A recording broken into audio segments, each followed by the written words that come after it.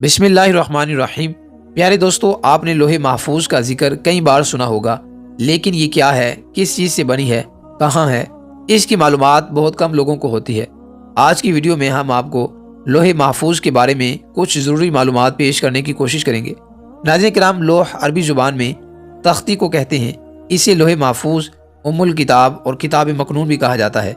शयातीन की दस्तरस और कमी बेशी से पाक होने की वजह से इसे लोहे महफूज का नाम दिया गया है। लोहे महफूज और कलम पर ईमान रखना वाजिब और ज़रूरी है, जैसा कि इमाम अबू जाफ़र तहावी हनफी रहमतुल्लाहि ताला फरमाते हैं, हम लोह और कलम और उन तमाम अमूर पर ईमान लाते हैं जो इस लोह में लिख दिए गए हैं। लोहे महफूज कहाँ है और कितनी बड़ी है?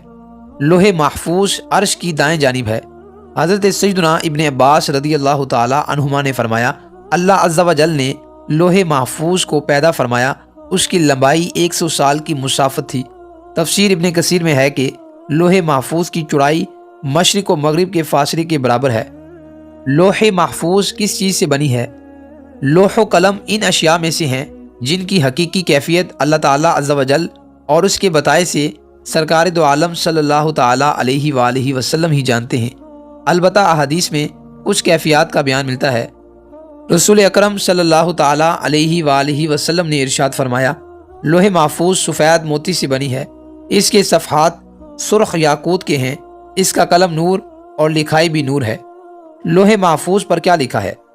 लोहे महफूज के बारे में अल्लाह अज़्ज़ा वजल का फरमान है, बल हुआ कुरानुम मजीद फ़ी लौहिम महफूज, बल्कि वो कमाल अशरफ वाला कुरान है लोहे महफूज में।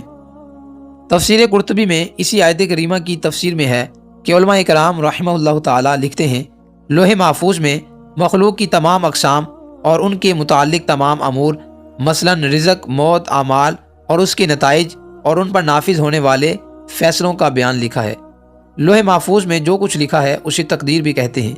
हर बीमारी के लिए शिफा। रसूल अकरम सल्लल्लाहु ताला अलैहि वालैहि वसल्लम ने इरशाद फरमाया, जबरील ने मुझे एक ऐसी दवा बताई जो हर एक बीमारी के लिए शिफा है, और उन्होंने मुझे बताया कि ये नुस्खा मैंने लोहे महफूज से हासिल किया है। नुस्खा ये है कि किसी साफ़ बर्तन में बारिश का वो पानी लें जो छत या परनाले में ना बहा हो।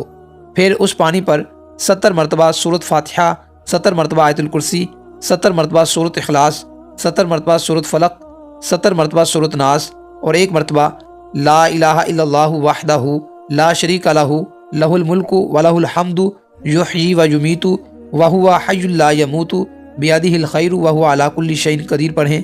फिर 7 दिन रोज़ा रखें और अफ्तार इसी पानी से करें।